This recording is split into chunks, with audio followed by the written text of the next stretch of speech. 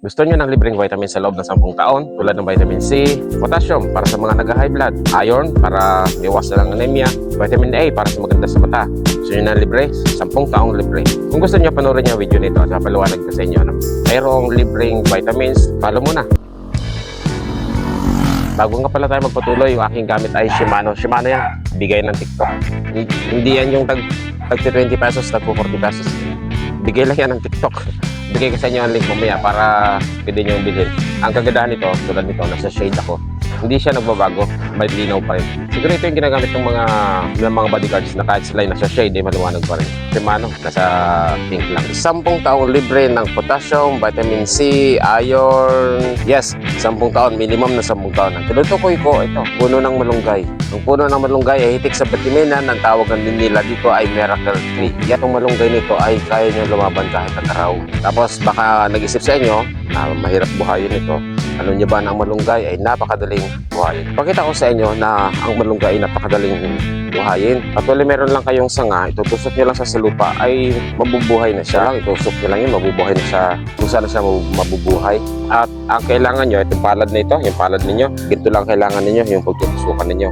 Kaya ako sinabing palad dahil mga 10 taon pwede yan lumaki. So ganyan lang, kung meron kayo ganyang kalaking piraso lupa sa inyong bahay, sa likod bahay, ay meron na kayong libreng vitamina sa loob ng 10 taon. Ang lifespan ng malunggay, umabot siya ng 20 years, 20 to 25. So sabi nila, magdi-decline yan mga 15 to 20. Ibig sabihin, doon magsisimula na mag-decline. Ay napakahaba na nun. Tingnan nyo ito sa amin, no? Malit lang na tusok. Tingnan nyo yung kanyang laki. Ayan, no? Ayan, halos nilo ko lang. So ganyan siya. Ito siya, ganyan lang kalaki, oh. Tapos sapat na yan. Sapat na siya. Kaya lang siya pinaglayo-layo dahil wala lang, para yung mga bata ay makapaglaro at may space. Ito, tingnan nyo. Malunggay, kahit may damo dito ay pinubuhay na siyang malunggay. Wala pa rin isang buwan, tinusok ng itay. Ang itay nagkakita. Dahil sabi ko nga, ito ay kahit araw-arawin na. Tingnan nyo kami. Mayroon na rin siyang suloy. Ito. Tapos meron pa doon. At habang nag-iikot ako dito, ako'y nakatapak. Dahil yung tawag doon ay grounding.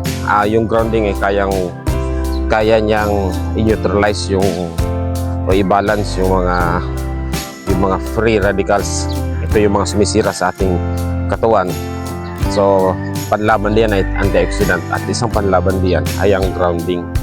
Grounding, ano lang kayo, mga 20 to 30 minutes. Kaya naisip ko, i-vlog na rin, ibahagi sa inyo. Mayroon siyang anti-inflammatory. At itong aking salamin na ayan ay Shimano. Shimano, tulad nito sa araw, hindi ito kung isa. Ayan, pakita ko sa inyo yung araw. Kita niyo bang araw?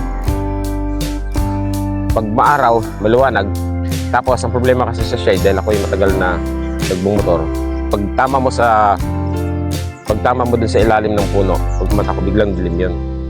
Pag dating mo dun sa madilim, hindi siya biglang magdidilim kasi polarized nga, parang ganoon. Kasi pag mangingisda ka, yung isda nakikita mo ng malinaw. So sa mga mangingisda, okay siya. Sa nagmumotor, okay siya.